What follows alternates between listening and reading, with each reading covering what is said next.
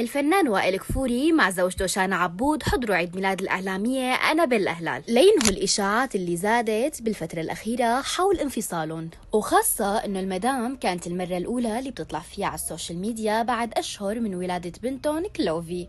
حالة النشاط الواضحة يلي رافقت الفنان وائل خلال الحفل وأدائه لمجموعة من أغانيه بحماس كبير نفت الشائعات الأخيرة يلي ما هدت من وقت ما طلع فيها وهو خسران وزن كبير، شي يقولوا إنه عنده أزمة صحية أو عامل شي عملية، والبعض عم يقول إنه عم يمر بحالة نفسية بسبب خلافات بالعيلة وصار في عنده فقدان شهية.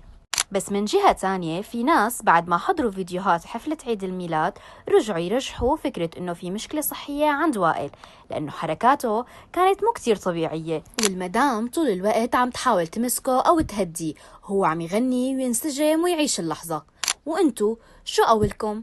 كفوري كان طبيعي بس منسجم زيادة عن اللزوم ولا في إنا بالموضوع؟